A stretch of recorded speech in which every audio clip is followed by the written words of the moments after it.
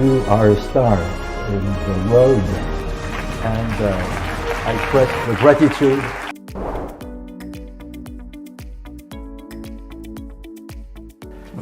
You are a star in the world, and I express the gratitude. Thank you very much.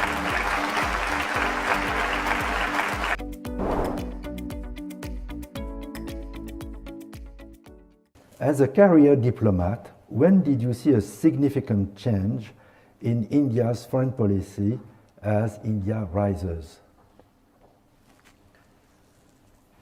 That's it's not an easy one because it wasn't a single issue. 1992 was a very difficult year for us because we were looking at a very major economic crisis. And many of the reforms that we did then, I think, served us very well. Then I would move to 1998, which was, for years we had this, ambivalence. I would actually say the ambivalence was really indecision on becoming a nuclear weapon power. I think it was important that we crossed that Rubicon because today, in many ways, it enables us to deal with, competitive forces in a much more confident and assured manner. I would say thereafter, it's been very much more evolutionary. It's hard to say that year there was a decisive change, but all in all, to me, the last 10 years have been important, and obviously I have a political partiality in making that statement, but I would still say why I think those 10 years have been important is at home. We are doing the reforms that we should, not just the ones we must. That, we're not saying our backs are to the wall, so let me do something. We are actually doing things, looking ahead, planning for the future, saying, if I put a semiconductor industry in place, it means this. If I do logistics, it means this. If I double the number of universities and colleges, that gives me a better place. Now, these are not changes which are compelled. These are changes which are strategized. And to me, that gives me a lot of hope about what we can do because I can visibly see our domestic capacities increasing.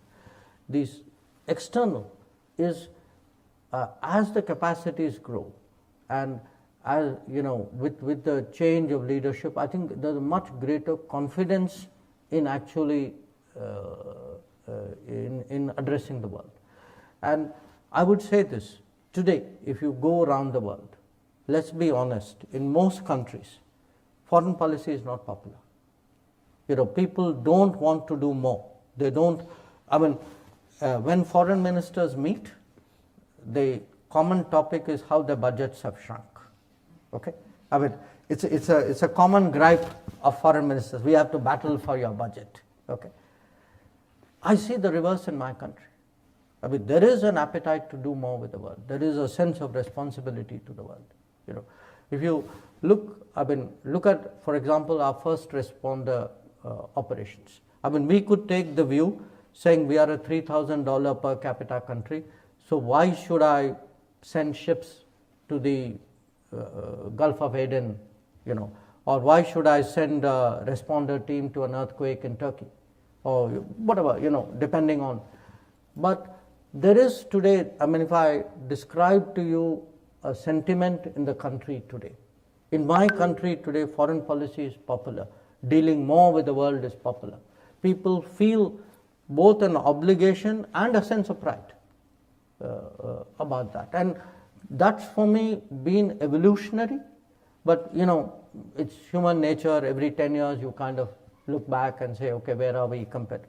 And I think to me that's been hugely encouraging. Well, Minister, it's a privilege to be with you today. It's been fascinating conversation. Thank you for the audience for your questions. But Mr. Minister, thank you for your answers. You are a star